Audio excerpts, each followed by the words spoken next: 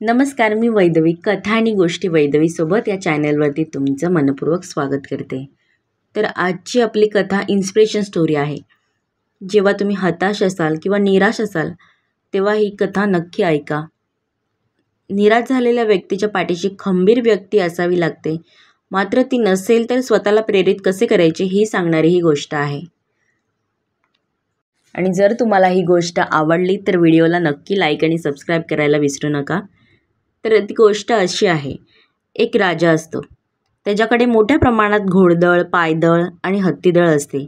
तो राजा प्रजेवर तसेच प्राणीमात्रावरही प्रेम करणारा होता. त्याचे उदाहरण म्हणजे त्याच्याकडे एक वयोवृद्ध हत्ती होता. तो हत्ती राजाने आपल्या बालपणापासूनच पाहिलेला होता. युद्धामध्ये त्याने अनेक वीरश्री खेचून आणण्यासाठी मदत केली होती. मात्र आता तो वयोवृद्ध झाल्याने त्याचा काहीच उपयोग नव्हता. तसे असले तरी राजाने त्याचे पालनपोषण बंद केले नाही. तो इतर प्राण्यांप्रमाणे त्याचीही उत्तम देखभाल ठेवत असे. राजाचे पाहून सैन्यही सगळ्या प्राण्यांना आपुलकीने वागवत असत. एक दिवस त्या हत्तीला अंघोळ घालण्यासाठी माहूत आणि इतर सैनिक त्याला नदीवर घेऊन गेले. अंघोळ झाली आणि आता नंतर नदीतून बाहेर येताना तिथल्या चिखलाच्या गाळात हत्ती रुतून बसला. काही करूनही तो बाहेर येत नव्हता. तो हत्ती राजाचा लाडका असल्याने त्याच्याकडे दुर्लक्ष करून चालणार नव्हते. म्हणून सैनिकांनी शक्य होईल तेवढे प्रयत्न करून हत्तीला बाहेर काढू पाहिले. मात्र हत्ती आणखीनच आतमध्ये रुतत चालला होता.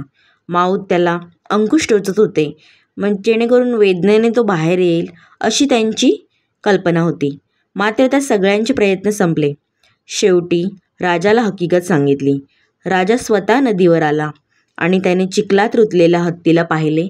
त्याची हतबलता ओळखली आणि काही क्षण विचार करून रणवाद्य मागवली. थोड्या वेळाने रणवाद्य घेऊन वादक नदीवर जमले. राजाने युद्धप्रसंगी वाजवतात तसे संगीत वाजवायला सांगितले. त्या संगीताचा परिणाम असा झाला की त्या म्हातारा झालेल्या हत्तीच्या अंगात बळ संचारले, कारण त्याने यापूर्वीही युद्धाचे बिगुल ऐकले होते. तो सगळी शक्ती एकवटून उभा राहिला. तो जिद्दीने पुढे आला. स्वतःला पुढे रेटलं. राजाकडे तो बघत बघत बाहेर आला आणि आनंदाने सोंड वर करून राजाला आपल्या अंगी असलेल्या बळाची प्रचिती दिली. बादशाने त्याला गोंजारले. सगळ्यांना आनंद झाला. तर ह्या गोष्टीतून आपण काय शिकतो? बळ किंवा जिंकण्याची जिद्द आपल्या सगळ्यांमध्ये असतेच, पण ते रणवाद्य वाजेपर्यंत आपल्याला त्या शक्तीची जाणीव होत नाही. म्हणून ते वाद्य अर्थात आपल्याकडे जे जिद्द निर्माण करणारे कारण आहे ते आपणच ओळखायचे आहे. आणि निराश असू नैराश्याच्या क्षणी ते वाद्य जोरजोरात मनात वाजवायचे आहे, जेणेकरून आपल्याला खडबडून जाग येईल आणि आपण नैराश्याच्या चिखलातून वेळोवेळी बाहेर पडू. तर ही इन्स्पिरेशनल गोष्ट होती.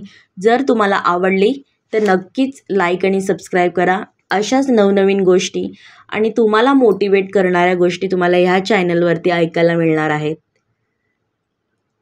धन्यवाद.